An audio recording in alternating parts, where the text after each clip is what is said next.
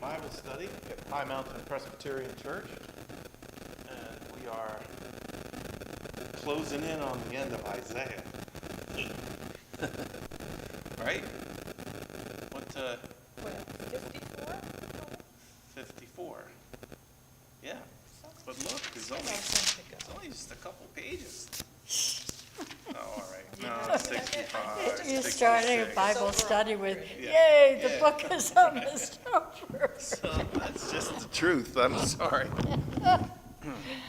Oh, come on. Why won't you So go from I there? had this thought that, because I've been going down to the preschool a lot and watching how the traditions, it's interesting you're talking about Grandpa's, what's his name? Krampus. And they do, with kids, they do this elf on the shelf thing. And, you know, I know it's overthinking it, maybe, but the themes that come up in Isaiah really get stirred to the surface of our life with characters like Santa, who rewards when you do good and watches and at least deprives you of reward when you do not. That's on that sound system. Now, there's microphones that make noise. I'm going to turn one on. Nobody on, but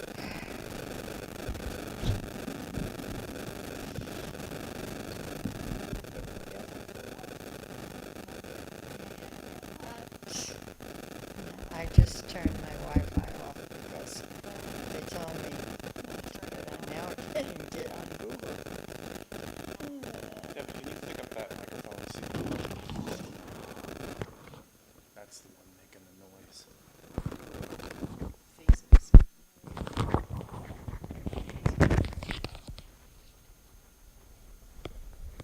Test. I guess it's turned up really loud. Test, test. Okay. Just trying to adjust the microphones here a little bit so we don't create a snowstorm of sound. All right, that one's working. Yeah, I think it depends on where it is. The last time I had it here, and I had it on my shin. Right to shin. Still have this thing on my nose. Putting salve so it lasts so that it go off. There we are.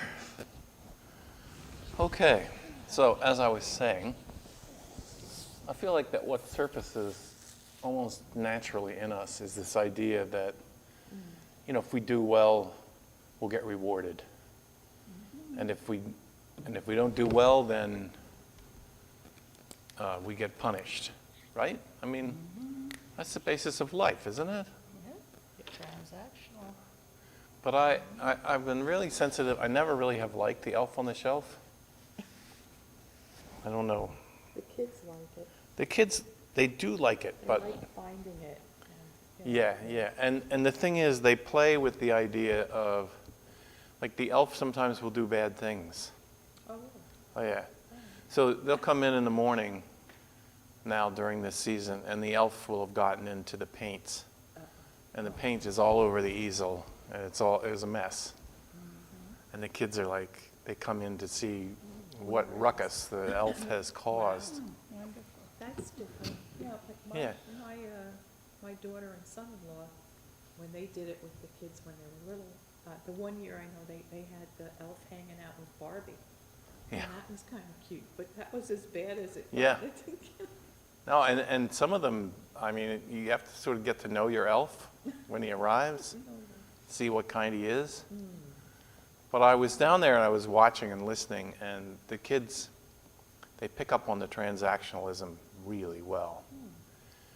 And so I mean, maybe I'm overthinking this, but one of the little girls in the classroom had been disrespecting the Christmas tree, okay? So she'd gone over and she was constantly knocking the ornaments off the tree. And the teacher was like, you have to stop doing that. Like, you need to stop doing that or I'm going to set you out. So, we do that. We do that isolation thing. And so she was sitting there when and she had her head down. She was like really remorseful. But behind her were two other little girls. And they came around when I came in, and they were like, Pastor Lou, Good girl. she was bad. She was really bad. And then they started mocking her and saying, she's only going to get rocks for Christmas. I mean, it was mean. It was mean.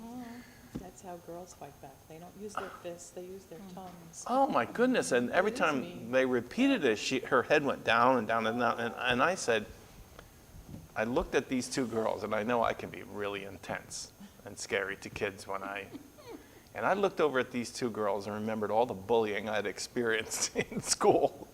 And it surfaced in me, and I looked at them and I went, really? So, what do you think you girls are going to get when all you've been doing is bullying and making fun of another person? How many rocks do you think you're going to get? And they were like, they literally wilted. They just kind of went down and then hid behind a chair. And I just, They hadn't thought of it in that way, so that's good. I mean, you're Who's mocking gonna- this poor little girl. Right, for Who's doing gonna- something that's probably instinctual. It's Yeah, like, she "Ooh, was that's just like fussing with the ornaments on the tree. But anyway, Oh, well, sometimes that kind of a comeuppance makes you rethink what you're doing, and that was probably a good thing. yeah, I mean,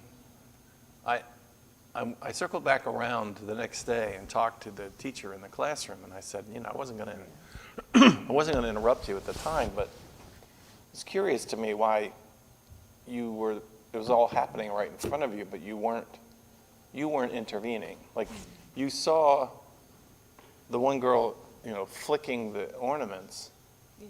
and responded to that, but you didn't see or didn't react to this, I don't know, it was like mocking, and the little girl was sensitive to it. Sure.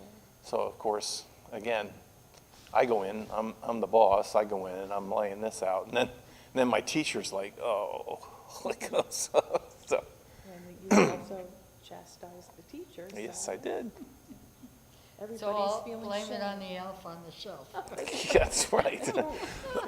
That's right, so I come back to, It's all because of the elf on the just isn't there a way we can get rid of all that? I mean, I know we try to encourage kids toward good behavior.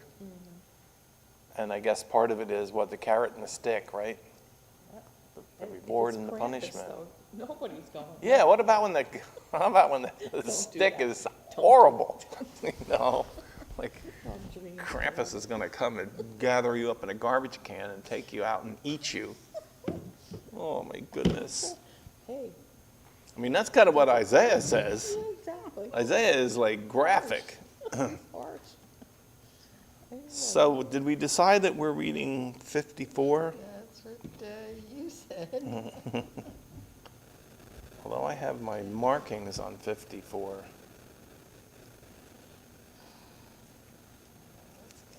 No, I don't think I we, wasn't here last week, so I couldn't Yeah. tell you. I don't think we read 54 yet. Barren one who has borne no children, that's pretty memorable. Yeah, no, we didn't read that one. Okay. So I think we can start there. Did you find your text yet? No, but, I shut it off and shut it on again, my usual. So So I I'll can read. listen. Okay. All right. Debbie, you're on. Okay. Shout for joy, O barren one who has borne no children. Burst into song and shout, who have not been in labor. For the children of the desolate woman will be more than the children of the one who is married, says the Lord. Enlarge the site of your tent and let the curtains of your habitation be stretched out. Do not hold back, lengthen your cords and strengthen your stakes, for you will spread out to the right and to the left, and your descendants will possess nations and will settle desolate towns. Do not fear, for you will not be ashamed. Do not be discouraged, for you will not suffer disgrace, for you will forget the shame of your youth. and the disgrace of your widowhood you will remember no more. For your Maker is your husband, the Lord of hosts is his name, the Holy One of Israel is your Redeemer. The God of the whole earth he is called, for the Lord has called you like a wife forsaken and grieved in spirit, like the wife of a man's youth when she is cast off, says your God. For a brief moment I abandoned you, but with great compassion I will gather you in overflowing wrath for a moment. I hid my face from you, but with everlasting love I will have compassion on you, says the Lord your Redeemer. This is like the days of Noah to me. Just as I swore that the waters of Noah would never again go over the earth, so I have sworn that I will not be angry with you and will not rebuke you. For the mountains may depart and the hills be removed, but my steadfast love shall not depart from you, and my covenant of peace shall not be removed, says the Lord who has compassion on you. O afflicted one, storm-tossed and not comforted, I am about to set your stones in antimony, and lay your foundations with sapphires. I will make your pinnacles of rubies, your gates of jewels, and all your wall of precious stones. All your children shall be taught by the Lord, and great shall be the prosperity of your children. In righteousness you shall be established. You shall be far from oppression. Indeed, you shall not fear, and from terror, indeed, it shall not come near you. If anyone stirs up strife, it is not from me. Whoever stirs up strife with you shall fall because of you. See, it is I who have created the smith who blows the fire of coals and produces a weapon fit for its purpose. I have also created the ravager to destroy. No weapon that is fashioned against you shall prosper, and you shall confute every tongue that rises against you in judgment. This is the heritage of the servants of the Lord, and their vindication from me, says the Lord. Okay. This is full of stuff that's unsettling. Yes, that's a great way of saying it, starting with it's not necessarily endorsing this, but it's certainly revealing the abuse and the mockery that falls upon women who cannot give birth to children. Because after all, that's what your purpose in that Yeah. is. And so the analogy is the nation, the people, had a mission, and the mission was to give birth to the way of God. And they have not. And Isaiah has spent a great deal of time mocking them. But wow, there's no critique of the mocking of the barren woman. That word, I don't like it. But I think about how much the Jesus story is interspersed with women who cannot give birth and then give birth. Mm-hmm. In fact, many of the characters of the Bible, Sarah and other great women of the Bible, their story is told because they could not give birth. And a husband, again, there's a shadow of it in here, but if a man marries a woman and she cannot give birth, he jettisons her. Of course, then there was no biological way of checking who actually was responsible for and then the man goes on to marry another woman, and she, quote, can't give birth either. How many does he get to marry before somebody goes, you know what, I'm thinking maybe it's you? Think they ever got to that point? They never did in any of these stories. It never could. Couldn't occur to men because the men are the ones who put out the laws and Yeah. and the ideas about who's right, who's wrong. So it's never good for the guy. I don't know, it's just like if you take the whole book, the whole story, the people all the way through Jesus and all that, it's amazing how much birthing and not birthing and giving birth to huge nations and you will have lots of children. There's lots of metaphor to come out of it. Yeah, and the idea is still, it stirs up in me what gets unsettling to people of our time, which is that eternal life was children. Everlasting life was everlasting supply of children, that your line would be continued on the earth. Also, I think even during, I guess, up and through the 1800s, because of the agricultural, that it was necessary to continue the farm.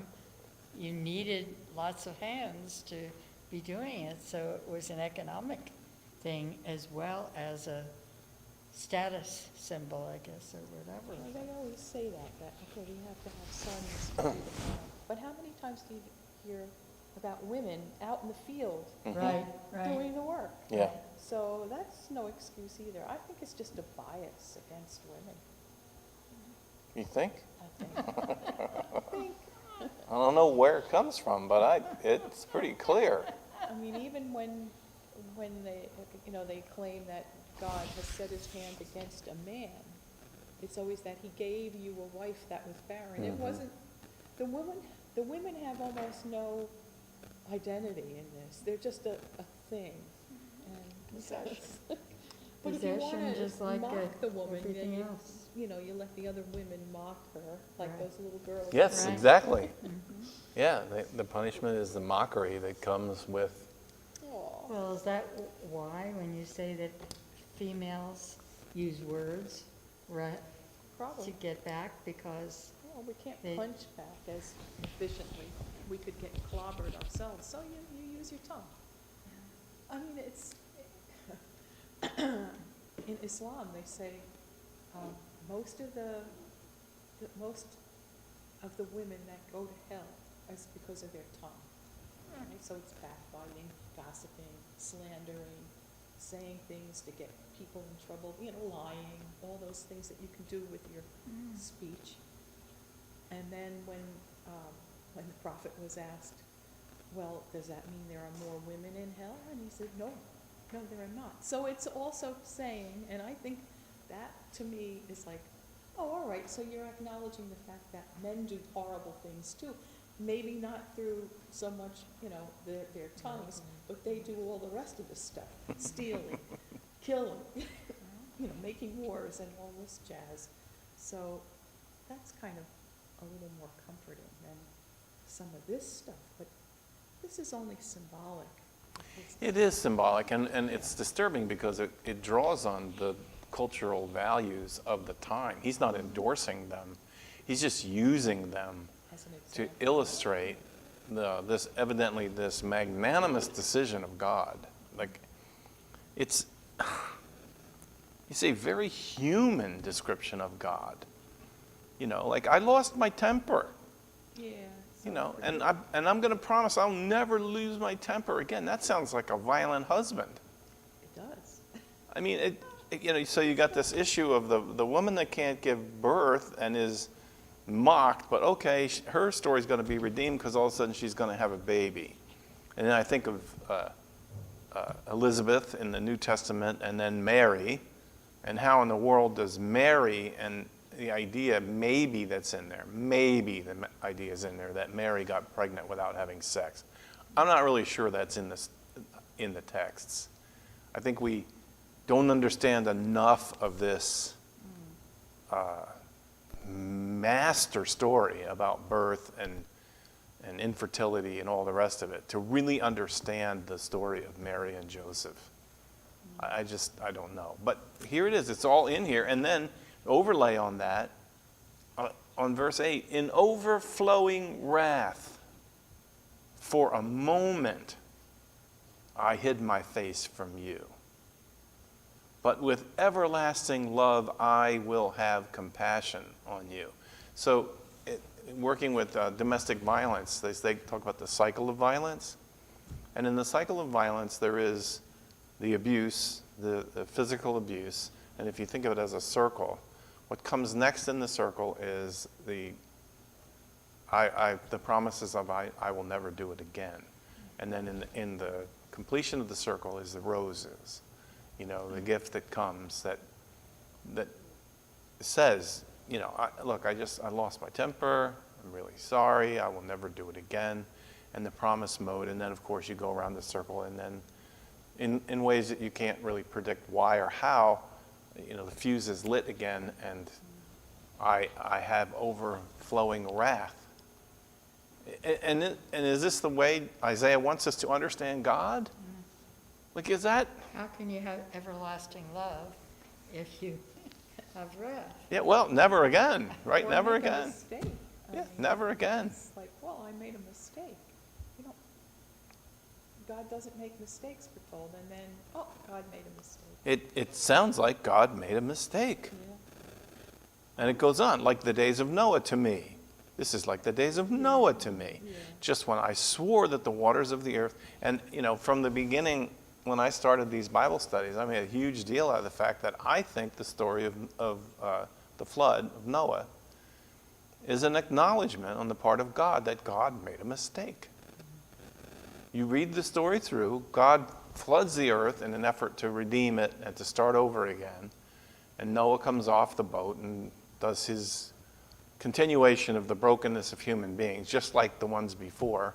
And then God, puts the rainbow. The rainbow's beautiful. It's beautiful, but it's a promise that says, I will never do that again. Or it's just a weather phenomenon. Oh, you unromantic. Really, Unbeliever. really. Just a weather phenomenon. Let me see you do it. Like we say, God doesn't create, volcanoes and earthquakes and floods to target certain people. Well, I kind of do believe that. It's the way the natural world works.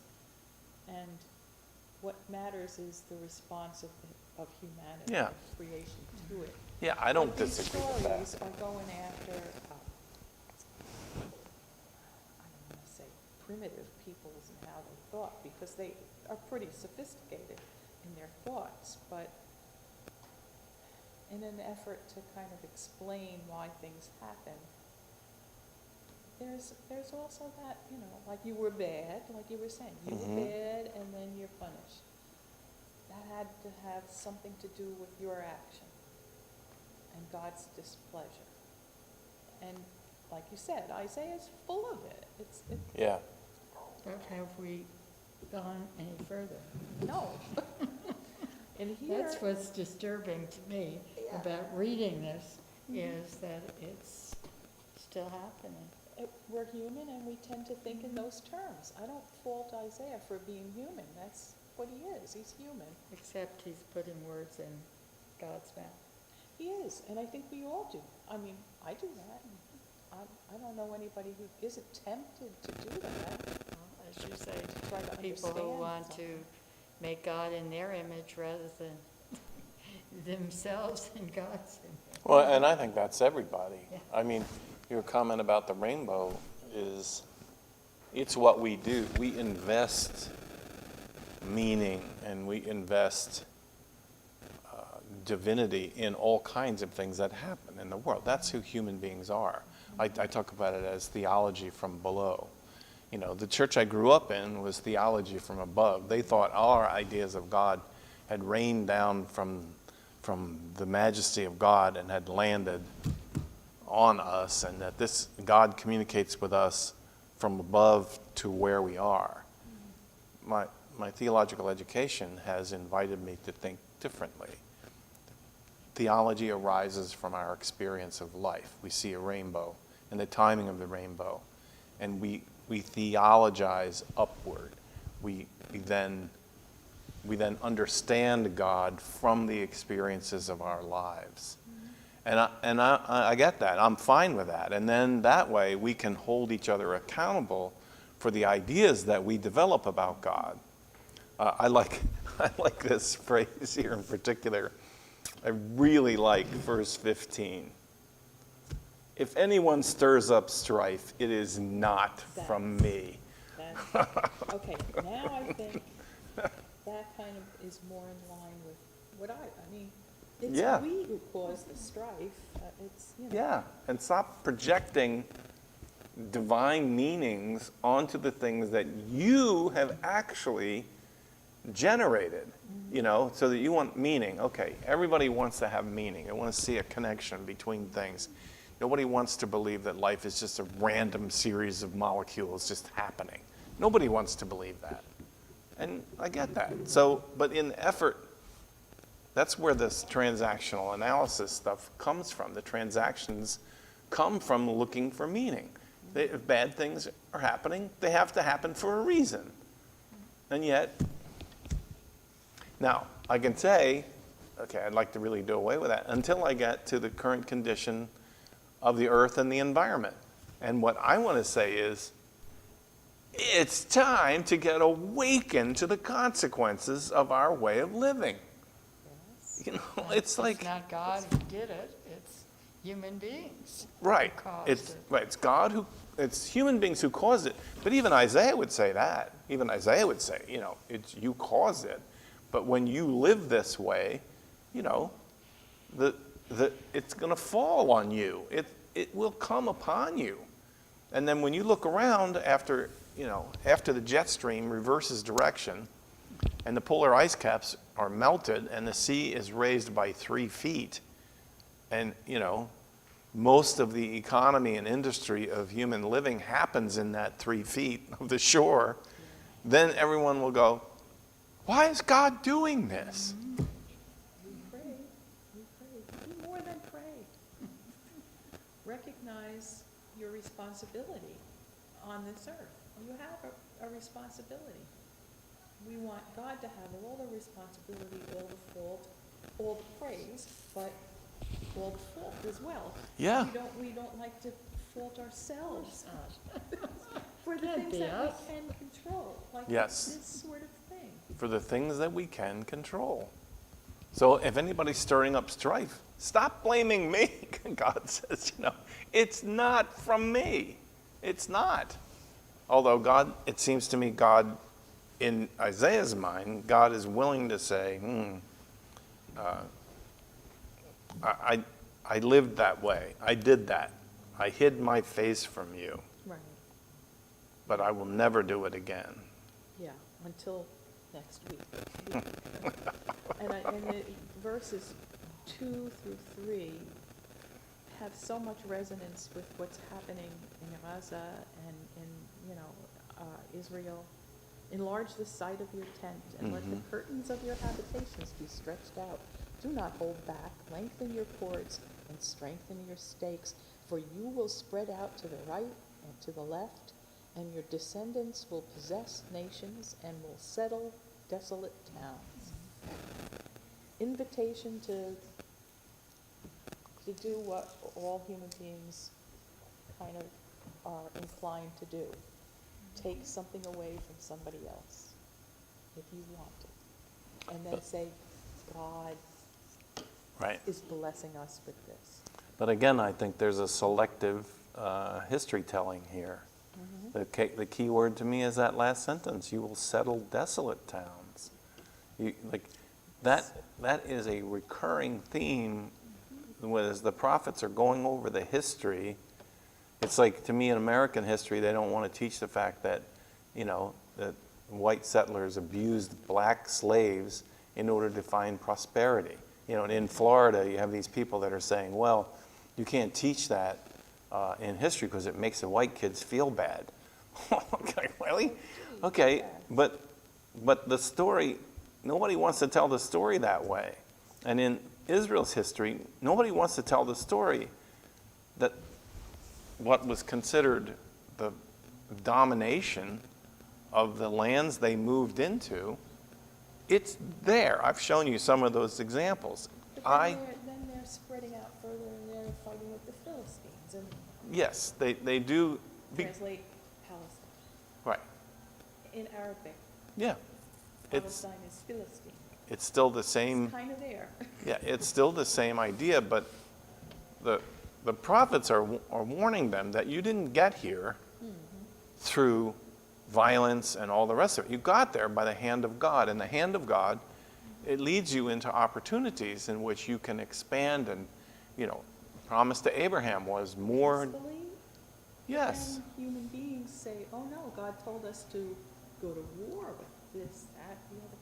So what we have done as European Americans coming into this country and saying, there was nothing here, a bunch of savages. But there were whole societies. Yeah. There were, The land was desolate, though, exactly. because And they hadn't raped it they hadn't as we made did. skyscrapers, but, they're living peacefully on the earth. Okay. As human beings, we see what we want to see. Of course. And we make the excuses we We want to hear. reframe the story, the narrative. Exactly. Right. And,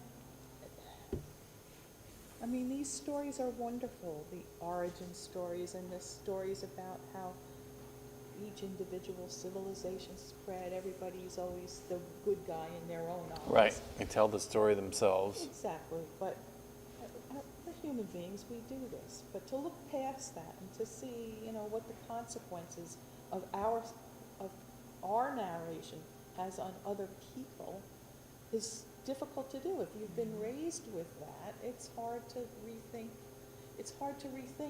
being a bully is worse than going like this to an ornament. Who's the bad guy there, So, And I think it's when the world we live in today is presenting huge challenges for this type of history telling.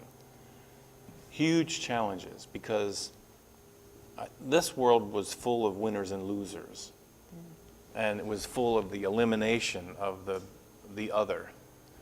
I feel like the world I'm living in is that what's bubbling up right in front of us is that the people that we thought were the enemy aren't going away. Well, they're not going away. They're right here with us. They're traveling on the road with us. We are a blended culture, maybe in a way that's unique the world over. There are people from all over the world right here. And so it's harder to tell the story that, says they're bad, we're good.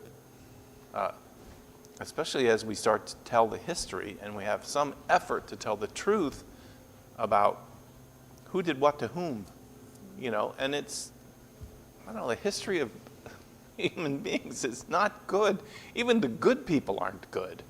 Even the people who were in my life growing up who were supposed to be the good people, the European civilized people. Oh my gosh. Like, what was civilized about that culture? that's why I like to listen to John Oliver on Sunday nights.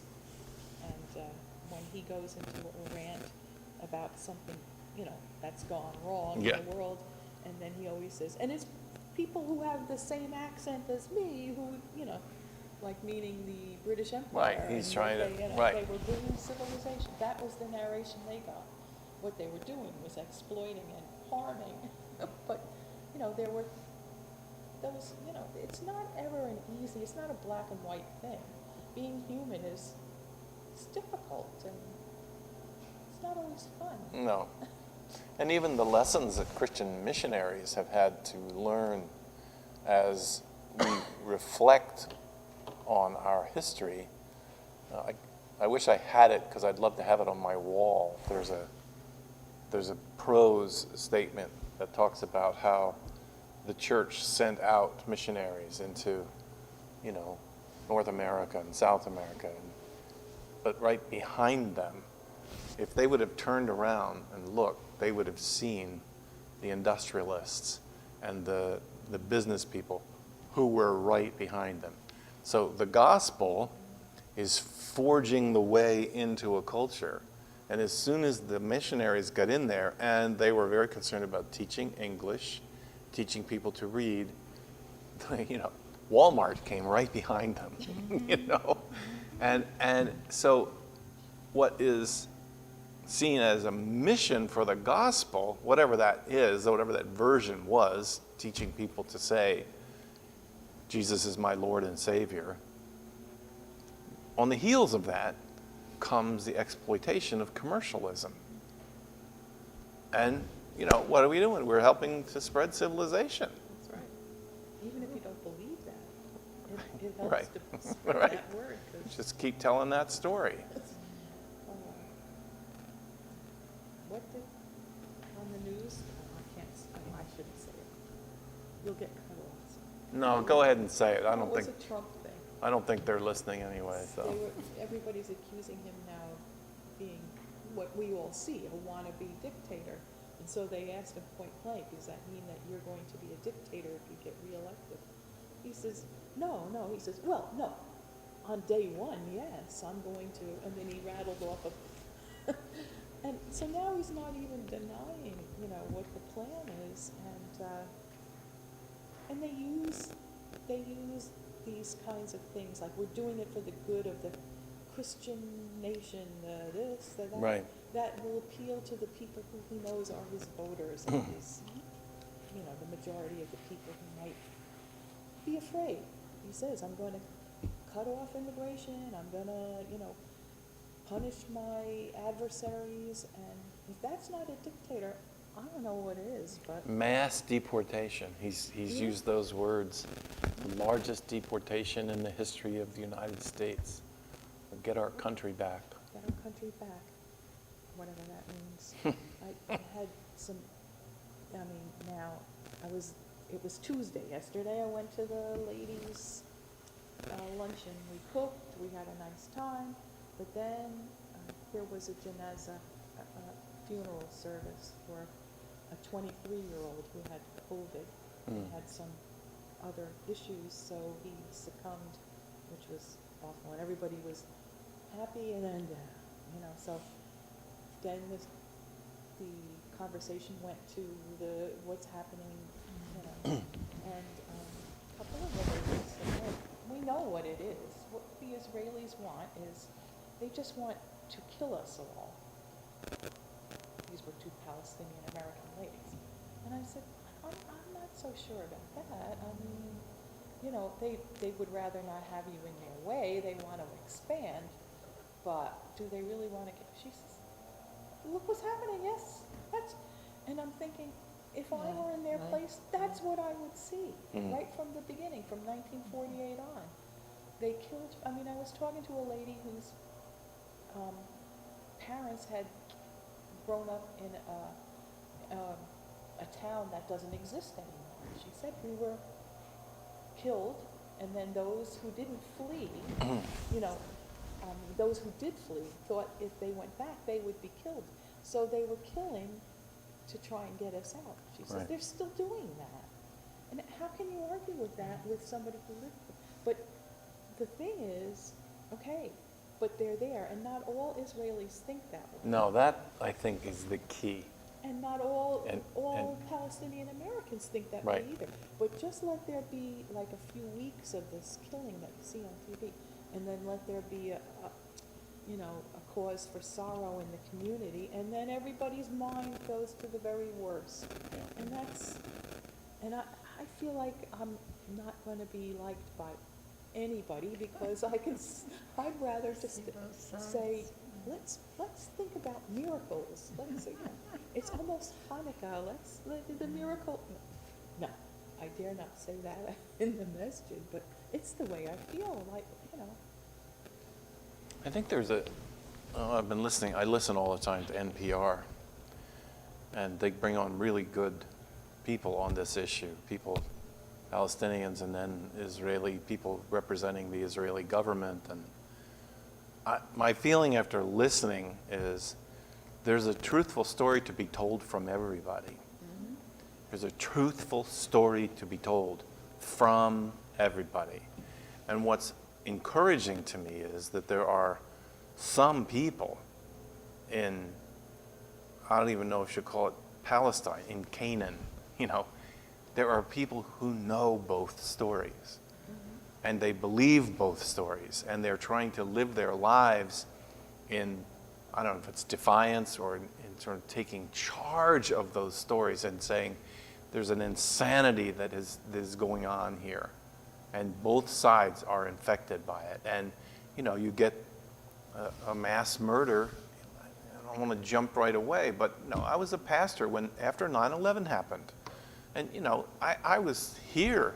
You could see the smoke.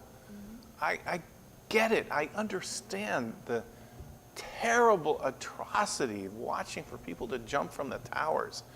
But in the days following that disaster, the organization of the mindset of the American people for revenge and for, setting the record straight and going and finding and killing. And I was appalled. I was appalled at the language from politicians who I really admired.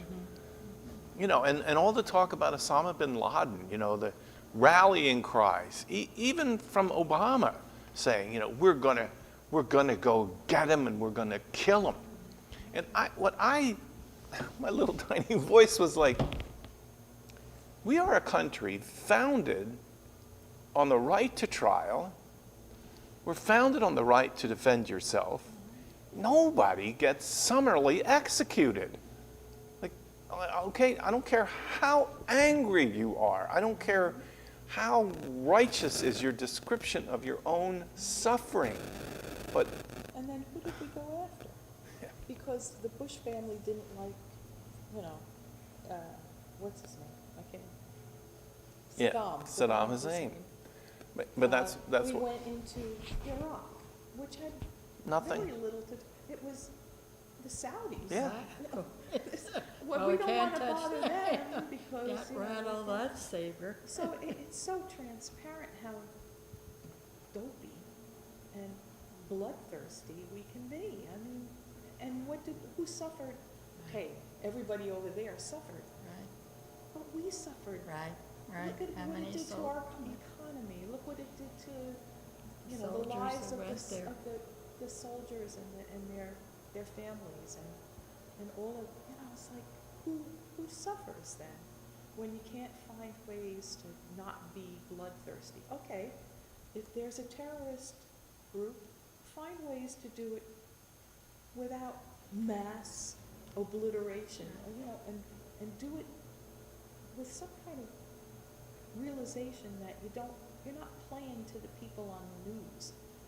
I guess certain numbers of people, on 9/11, on the day, my daughter finally got over the bridge, got in the car with a total stranger, and called me and said, Mom, come pick me up. I'm in Fort Lee.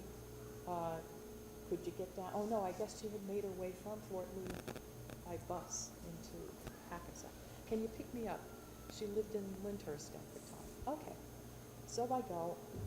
I have my hijab, and I had come, after work, I was watching TV. I didn't change. So I get in the car, I go down, I pick her up. It's after dark. You can see the fire as I'm driving down Route 17. And on the side of the road, all ready to go, are these good old boys in pickup trucks with a big sign, kill all the Arabs. And now I'm thinking, please, traffic, don't stop. Yeah. Because Right. They look and see They don't care you. if I'm an No, Arab or and not. drag you out of your car. And how did they, what was the thought? What were they watching that already? Nobody knew at that point exactly who was behind it, but It had to be. Who else would do it, right? every time something happens, I always pray, please Right, don't let right. the guy's name be Muhammad, please. But, it's like, we want revenge. It's a very human reaction, and this is what Trump is talking about. I'm going to get revenge. Revenge for everything. I mean, all kinds of issues. And, I believe in justice. I really do believe in justice. And I believe in punishment. I do. You cause 2,000 people to die, Maybe we should put you in jail. yeah, maybe we should punish you. Yeah. But revenge is its own kind of insanity.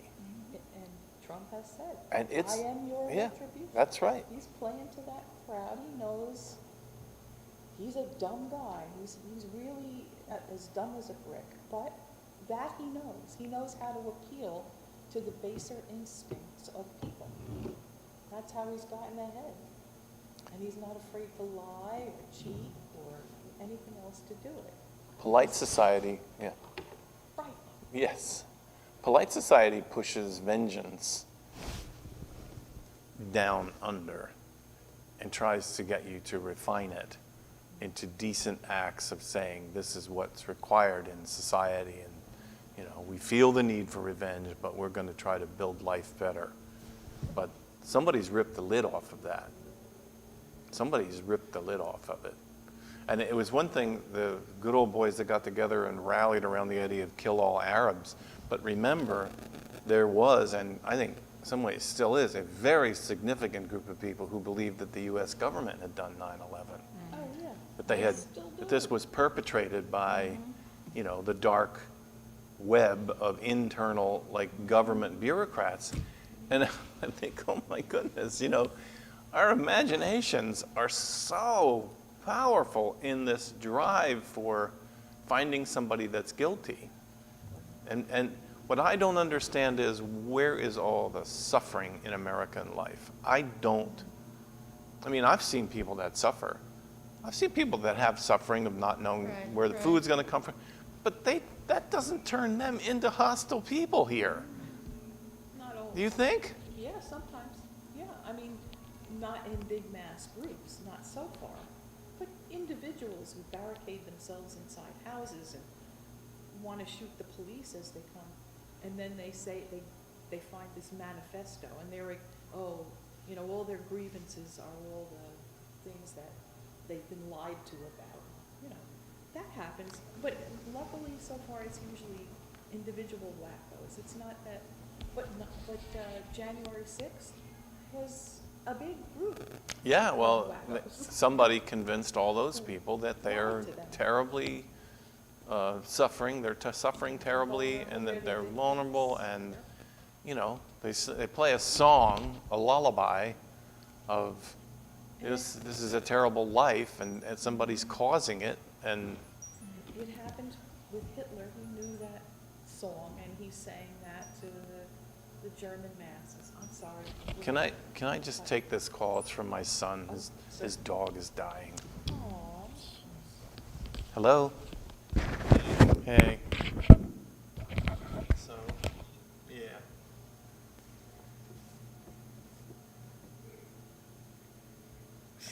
That's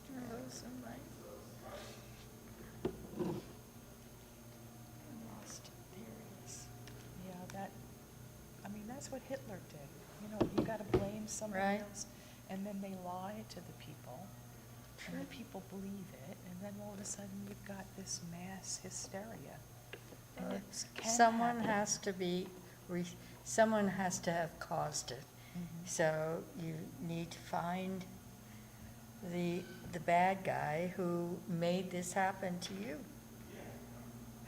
I don't know how that makes you feel better, right?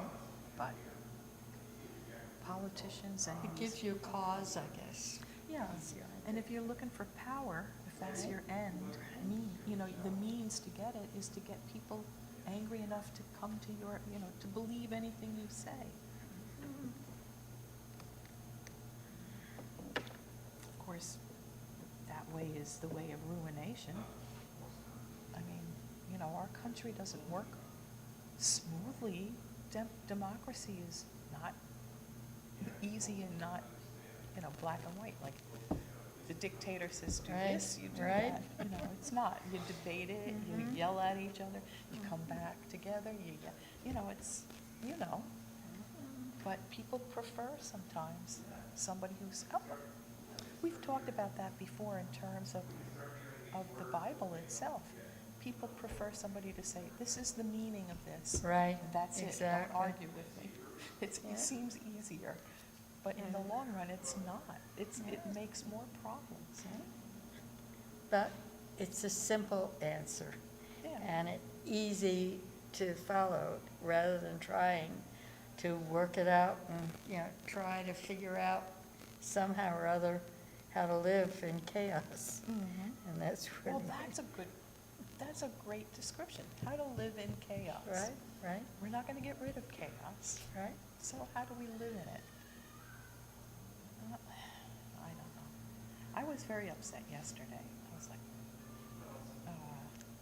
the manager of the mosque. I know her very well for 30 years. And she and I were talking, and because at first I saw the boy's family and everybody coming together, and and I said, what happened here? I didn't know the name, the family name. Right. And she told me it was a 23-year-old, he had COVID, and he had some underlying, Medical issues. yeah, and so she didn't say whether he had been vaccinated or not, but so he died, and sudden, of course, and like the mother looked like she was 23. It was Yeah, like really right. bad. Right. And I was like, and that was right after everybody in the nice luncheon had started talking in terms of, well, they weren't like excited. I think Right. it's something they've always lived with. Right. They want us dead, Right. and that's the end of it. Right. How do you live with something like that? Right. And then you have something horrible happen, and all of a sudden it was like, okay, I'm going home now. It's been an awful day. I don't know. And then how do you make sense of that? Why, I was just thinking, as I went to this workshop the other day about how to talk to people who have different ideas from you, and it was based on a program that we went to. It was two folk singers talking. One was black, one was white, and they were saying that one of the key ways to do it is to reframe. So when someone says something like that, do you mean that you think, or that right, kind of thing? instead of being But accused it's so hard to not react, Yep. and also active listening and dialogue and empathy. Yeah. So those were like the four things that it reminded me of the one-on-ones with IAF. Oh, yeah. And that's what we did. We discussed it with one person. That was But it's so much easier in just that talking kind of about a it than actually situation. doing it. Yeah. Right, but when the real thing happens. Exactly. know. It is difficult. I ended up getting political with one of the ladies that I've known for a while. She was saying, they just want to kill us. I'm saying, do you really think? Oh, yes, we know that. We know that's what they want. Okay. So how do you react to that? So I right away went to the political thing. I said, and she said, and we are very disappointed with Biden because he's sending money and he wants more money to go to Israel. And, Biden has taken sides, so I can't possibly vote for him. And I'm like, whoa, wait a minute. Right. His opponent will probably be Trump. Right. You mean to tell me you would vote for Trump? Right. And I said, especially since he's talked about concentration camps for Right. Muslims. So she said, no, I won't vote for anybody. I don't Yeah. trust the whole system. Right. That's despair. Right, exactly. That's what's so hard, that people just put their arms up and say, forget about it. Yeah. Yeah, I can't make a dispiriting. difference. And that's what's, to me, the most difficult part of the whole thing. Yep. Is, I give up that right, kind of, right, Under the circumstances of yesterday, I could understand that, but I still want to say, please, don't go there. right. So what do you do when faced with, and I understand how they feel about Biden. I wish Biden had said, look, I don't think we need to send any more money to Israel. We have sent millions and millions and millions of, okay, so Iran is sending money to Hamas Right. for rockets. Okay, but these little twerpy rockets are Right. there's nothing. The comparison is like, just step back for a minute, but it's politics. Of course. Because who's got power? Economic. Yeah, who Power has and power in money. this country? Jewish Americans or Palestinian Americans? Well, I think we know. not to say that those conspiracy theories that they run the world, I don't. Right, right. But they also have more power over political things, so. Sorry. What happened? He called me last night to tell me that taking the dog to the vet, and he was really worried. He called me late last night to say the vet said dog got cancer, and they needed to bring him in and put him down, like that. Yeah, Like, that's hard. so I knew he was taking him over at 10. And it was a good dog, Older dog or- 9 years. Well, it's not- It's a lab. He was a black lab. Oh, yeah, well, they're bigger dogs, they don't last as long as small ones. Yeah, but man, But still, just so quick, you know. it's kind of- So I knew, he was coming home. I just knew he needed to talk to me, so yeah, he and his wife. yeah. We're not any cheerier. No. Barbara did have a good line though. She said, we need to learn how to live in chaos, because we're never gonna get rid of chaos, but we need to know how to live in it. And some of the ways we have devised to live don't work. This revenge thing, this, let's fight back, that doesn't work. It doesn't And work. I think I agree with you entirely. But then it just seems like the whole human project has been, we can't just accept things the way they are. That the industry of the human being on the planet has been, we can research illnesses and diseases and we can find cures. We can do something to make it better. It doesn't have to just be about acceptance Right, of the yeah. chaos. When I say how to live in chaos, I'm not saying just give up Yeah, and But accept how to it, live. but what are ways that we can overcome this chaotic situation that we're in? That, I was saying that with the workshop that I went to a couple of weeks ago on racism and how to talk to people who have different ideas on anything.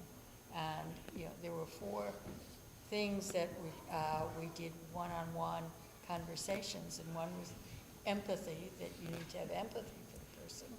The other is reframing, to ask the questions, why do you believe, or do you really think, or something.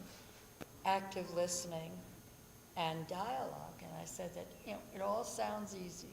And if you're doing it as we had to make up something with someone who, we're preaching to the choir at this point. right. And, I got it. But then you get a situation where someone says, why is this, I had someone who would, why is this costing so much more money? Should I really do this? And, I know that it's a person that comes from a completely different frame of reference than I do. And I'm trying to say, well, ask questions without saying, you jerk. Why don't you see it? Why can't you see what you're saying and how crazy it is? Why can't you? Oh, it's not easy being me. It's human, is it? It's not easy being human. Well, and Especially in the United States, where we are invited to talk about things that Right. divide us, Right. instead of throwing each other over the head. The idea is that we should have a government where we can talk things out and compromise, not have a dictator who says, this is the way it's gonna be.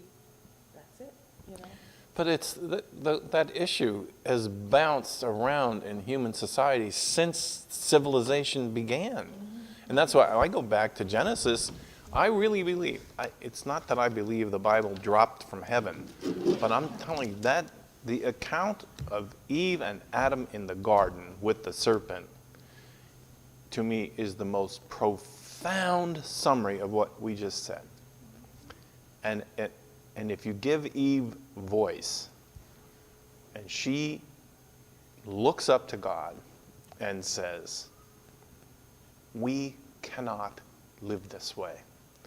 You have not given us enough to be able to live and to thrive. We need more knowledge of the future. We need more knowledge of each other. We need, that's why the story of her eating of the fruit of the tree of knowledge, she's sending, because when God comes around saying, well, what happened? She basically says, you have no idea what you did. You have no idea. You created us a little less than the angels, but a little more than dirt. And look at us. Look at our plight. And, the best philosophers, the best playwrights, the best musicians have found a way to put that plea, if you will, in front of us. It's, who will rescue us from these, you're right. When you play in conferences and training workshops, it just seems like, so that's how we do it. Yeah, that's how we do it. I think in the Genesis, in the Bible, not in the Quran, but in the Bible, the part given to Eve is actually the democratic part. I want to know more. Yes. Who says that you're the dictator and you do? And so does that get? I guess it gets womankind into trouble. But it says that human beings want answers. Yeah. And we're built that way. That's just our nature. Yeah, and I actually don't think the original story throws too much weight on the women if you don't emphasize Eve's womanness. It was her humanness. She's the mother of all human beings. She's not the mother of all women.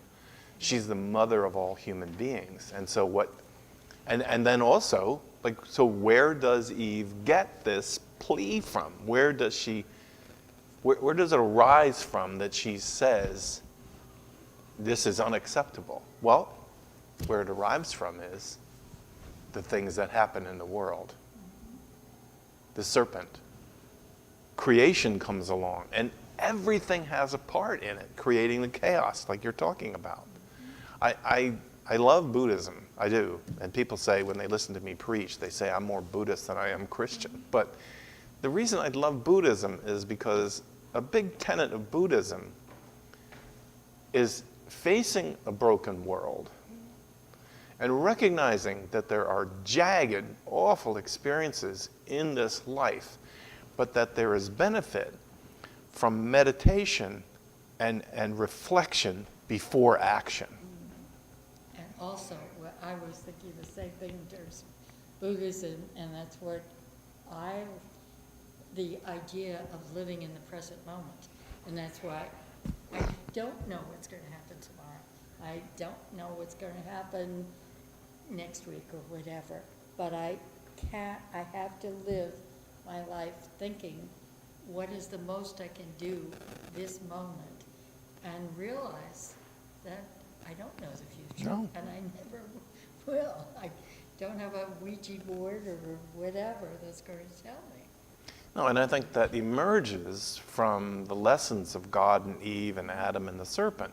I think the emerging lesson, my Old Testament theology professor said, Genesis is not about the origins of people or the earth or any of that. They skip over that. Oh, God said, poof, and it was there. Genesis is asking and trying to ask a more neutral question about where did the brokenness come from? And it ends with, shut up and get to work. Get into today, live in today, like you were saying, live in today for what today can be that empowers love and life. And later on in the story as it develops, the list becomes pretty condensed. It's, humility and generosity. And then, to me, the biggest one is the struggling for justice, not just for yourself, but for others. If you feel the need for revenge is about yourself, I think. But justice is about the other. It moves you out beyond. But how do you learn those lessons if you don't have the ability to not just do what the dictator tells you to do? Yeah. You don't, and that's why I love the Islamic story of when the angels said, we do everything you tell us, God. We have no choice. Why did you make this troublesome creature? You know this creature is going to give you a lot of trouble. And God says, because you don't know what I know. You can't have that ability to treat people with justice or to treat people out of vengeance if you're not human, if you haven't lived the human life. Right. And you have those choices to make. And the idea is that you'll learn lessons from the choices that you make. So that's that, humans are flawed, but if you want to believe those stories, God made us flawed so that we would get to know one another and see if we can live together, not kill each other every time we disagree about something. I tend to stay away from the idea of flawed, but I think God's answer to the angels was, you have no idea what the adventure will be. You have no idea. Why am I doing this? Because it might be fun. And also God is really not a very good model of a dictator. God is not a good, God is like, let's see what happens. Right. Let's get out there. Let's do it together. Give Let's, you some ideas. Yeah, Kick 'em yeah, around, yeah. and see what happens. and you learn some lessons, and I'll learn the 10 suggestions, strong suggestions, but And they might help you to yeah, live better. you Let's see what happens. get out there, you live your life, and let's see what happens. And then the fear that might arise if we know that, like when you're talking about can't know the future, can't fix the past, the fear that might arrive in trying to live into the present is where the partnership of God is supposed to make the difference. That the partnership of God, I will go with you always. I will be with you. You choose A, you choose B, I'm at A and I'm at B. I'm at C or D or E or F. Whatever you choose to do, I'm there. I'm not standing back and going, I hope you make the right choice. God's in it with us. God is a sustainer, is what, Oh, I like that. That's my mantra, I guess, as I'm looking at the present, that God is there, but I'm not expecting God to wave the magic wand No. and fix it all. Yeah, that's But, not how it to works. Maybe give me some ideas to how I can fix whatever I can. I'm very happy when something happens that surprises me that is really good. But I don't, I'm not going to give it back. I'm not going to go, wait, I didn't expect that. But on the other hand, I don't push the idea that, well, let's say a prayer and hope that it's the magic words that bring about, a different reality. I just can't live like that. Well, you and Eve. Yeah, that's, I guess what it is that I feel like, I know Eve. I know her. It's probably way too over-personalizing it, but I think that was my mother's mantra. She had 7 kids, 2 foster kids. She had a husband whose head was in the clouds with God, because he was God spoke to him. And he was all about God and preaching and everything. And my mother was left to go, who thought this was a good way to live, She once told me, she said, the problem with their marriage was, she said, a lot of women have to argue with their husbands. She goes, I have to argue with God, and you can't win. That's true. But, she developed and matured enough to finally realize that that man that she was married to was not God. All right, well, thank you for hanging out and stirring the pot again today. I hope we stir some sense of shalom rather than just angst. There's a lot of motivation for angst in the world right now, so. Absolutely. All right, let me turn off the broadcaster. Yeah, you might, with the, I'm sorry for the conversation today, but it might have gotten you kicked off the air again, or? Yeah, I'll see. I don't think so. I don't know what that was, but we hit one of the buzzwords that the computers look for when we were talking about COVID and Dr. Fauci. It was just specifically, you think about Dr. Fauci? I think it was. Because we Pat- talked is about Pat is Trump here. before, and it hasn't I happened. don't think they. Although we said today Trump and dictator, although that might. I don't know, but I don't think that will do it. Okay, so we're off? No, not yet. Yeah, tell me when we're off. Are we having, anybody come to the meeting? Yeah, Janet is here already. But I mean on Zoom? Oh, no. Okay. No, I didn't suggest that.